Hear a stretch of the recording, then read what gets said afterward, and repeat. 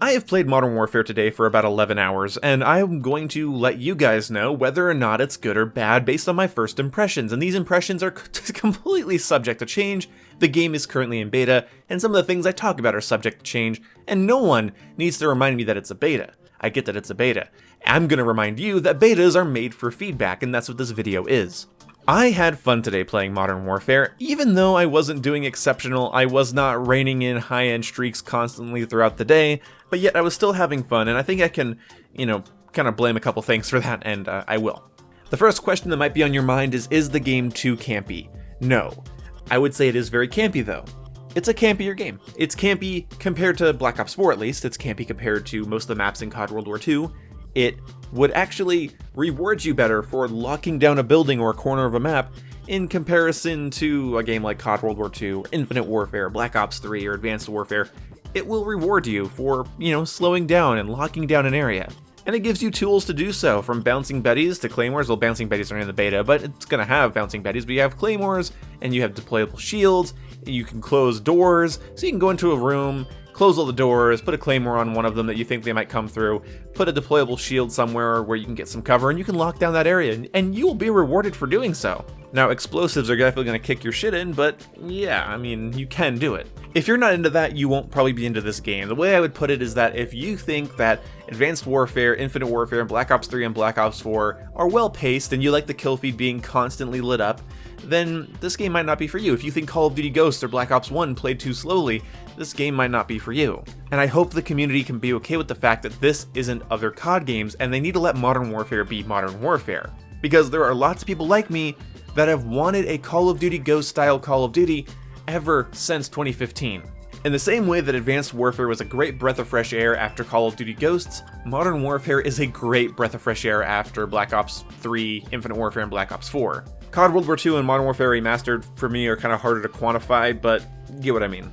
In Modern Warfare, the number one tip I could give somebody is do not overextend. If you watch my gameplay over the next couple of days and you see me die, you'll likely see me die because I've pushed out too far. I've put myself in the open. I stood in the center of a pathway instead of peeking it before going, and that will get you killed. People are encouraged and rewarded for locking down the map. And yeah, you're gonna get killed because you want to move forward and somebody's in your way. Some creative problem solving will be necessary, whether it's parkouring around them, just flanking them plain and simple, throwing a frag, throwing a smoke, throwing a flash, throwing a stun, and that's a whole other topic. In fact, let's get to that topic right now. Giving people access to lethals and tacticals by default without giving up anything is a bad idea. In fact, I think that your attachment points and your grenade points should be the same points. And I think they should take the 5 attachment limit they have right now in the beta and extend it to a 7-point limit, and then allow you to turn 2 of those 7 points into a lethal and tactical if you want to. Call them gear points, call it a shitty pick 10 system, I don't really care. Give me a reason to not use a lethal and a tactical, and then give me something I have to give up to use a lethal and a tactical, because I swear to God, the amount of times that I get into a gunfight with somebody, we trade shots, we miss each other, we're just hit markering each other, suddenly I'm flashbanged, and I can't do anything, and then I die? I hate that.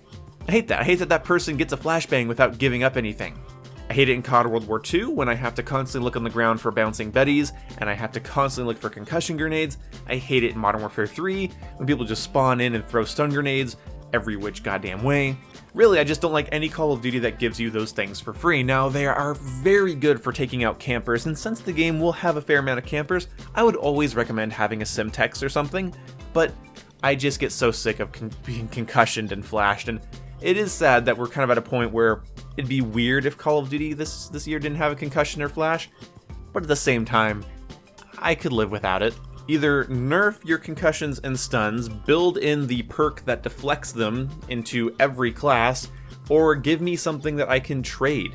Now, obviously there's more lethal and tacticals than are just concussions and frags and stuff, but we'll get into that right now, I guess, as well. Claymores are incredibly powerful, and I haven't really died by them that often. I think maybe I've died by 1, maybe 2, but it's a very small drop in the pan to how many kills I've gotten with them. Claymores are exceptional in this game, and they need to go. And I guess it's kind of cool. Like, okay, well, you have a good claymore, you have a good stationary mine, basically, and you have, like, really good grenades. And okay, well, those are both useful. And then when it comes to the tactical section, it's like, I don't know if they're both equally useful. I'd rather take away somebody's ability to fight me than to just simply smoke an area that they're watching. I'd rather flash that person and then shoot them and, make them feel mad. Either way, sacrifices need to be made to have lethals and tacticals, otherwise people are just going to throw them around every corner, use them every time they're in a sticky situation, and kind of trivialize a lot of gunfights that could have otherwise been interesting, fun, and skill-based. Yeah. Now, when it comes to hit detection and killing and dying, the game felt pretty good, but I will say there was a pretty massive shift after Infinity Ward fixed a problem where people would go into a game with their controller and then switch to keyboard and mouse. Now, how I'm pretty sure it works is you only play with controllers if you have keyboard and mouse disabled. So people would go in with controllers and then plug in a keyboard and mouse. That's not how it's supposed to work. You're not supposed to be able to toggle that setting in the middle of a game. Infinity Ward fixed that, and suddenly, I'm not getting instantly melted across the map anymore. Twitch shooters with mouse and keyboard versus controller is always going to favor the mouse and keyboard, and the console player just has to play catch up with what little aim assist they have. Honestly, it's incredibly cringy to me that Matimio and Level Cap were talking about how the sticky aim in Modern Warfare gives console players an advantage and they don't know how it's going to pan out, and I'm thinking, no. If they kill you and they have a controller, that's good for them, but that's not because of the sticky aim, and a mouse and keyboard will always be more precise and versatile than any controller with, sticky aim.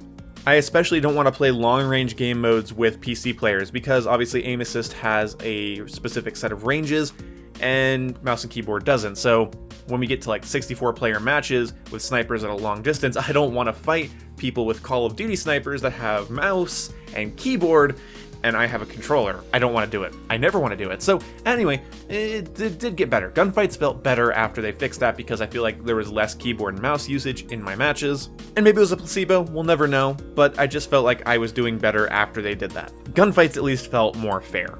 What didn't feel fair was going up against the M4. Now when I first played with the M4, I felt like it was kind of a hit marker machine, it was a little inaccurate. As soon as I unlocked several attachments for it, the gun became amazing, and I hate dying by it now. Now, it's being used a lot because it's the beta, and it's hard to tell if something's overpowered or overused. If you're constantly dying from something, it'll feel like, oh, this is overpowered, but really the M13 was pretty much doing the exact same thing for me as the M4 was, if not a little better. So it's hard to talk about things that are overpowered. I don't really want to focus on it because it's a beta and a lot of that stuff is subject to change, but I will say this. I don't want a repeat of Infinite Warfare or Advanced Warfare or Black Ops 3 for that matter, where you just have, the starting assault rifle is so versatile, it's so accurate, it's decent at long range, it's good at mid range, it's great at close range, and it's just good. And that was the NV4, the KN44, and the BAL-27, and I just don't want that again. I really hate it when, maybe it's not overpowered, but the game just becomes dominated by it because it's so easy to use. Its ease of use is just too high, so I think maybe the M4 needs a couple changes to make it just a little less, versatile, but again, then maybe the same will have to happen for the M13, then the AK-47, and it goes on and on and on, and then I don't know what's bad, what's good, what's overused, and what's overpowered. It's kind of hard to talk about, so anybody saying the M4 needs a nerf, I would just say, pocket that for a while. Spawns are pretty terrible. I've spawned right behind enemies have spawned right behind me. I have gone into an enemy, spawn place where they're hanging out, and I've, killed 4 of them, and then one of them just appears right there and ends my fucking streak. And it's frustrating, so yeah, spawns are not good, but whatever, beta shit. Visibility is kind of a problem. In certain areas, especially on the cave deserty map, where they filmed the first Iron Man movie in the beginning, that area is interesting, but it's interiors, it's cave, it's too dark. And they need to fix that. They need to lighten that up a little bit. I don't care if it's less realistic. It is dog shit for a competitive shooter to look into a room and just see a dark corner with a red name above it. That's the kind of shit I dealt with in Battlefield 5, but luckily this isn't a contrast issue and weird lighting and color grading issue. This is just some areas are too dark. Plain and simple, easy to fix, at least I think so. But so many things felt good. Sniping felt good, shooting people felt good, winning gunfights felt good, it felt visceral, it feels loud, calling in a kill streak feels like you have sounded the fucking trumpets of heaven, and I adore that. And the game is not slow. If you're watching the gameplay here, I don't know, maybe it's a slow moment and this will be a really bad time to say this, but it's not slow.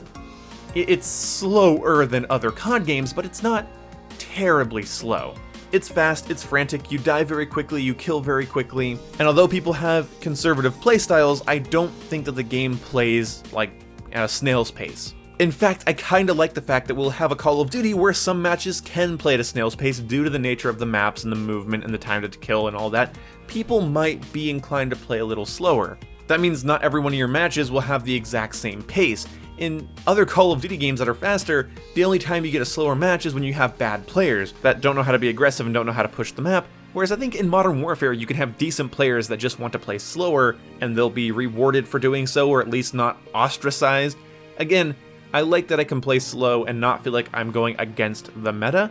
And power positions and buildings and stuff are fun to fight over. It's more intriguing to me than just this lane, and this lane, and then maybe 2 or 3 buildings that are symmetrical and predictable. It's such a nice change. Even if it's not perfectly, it's not perfectly laid out, it's not perfect execution, but it's a nice change of pace. I do think the game would speed up a lot more and would change pretty drastically if enemy fire showed up on the minimap. I don't get their current system, and I don't think they do either. I think they've talked about this. They don't know what they're really doing yet.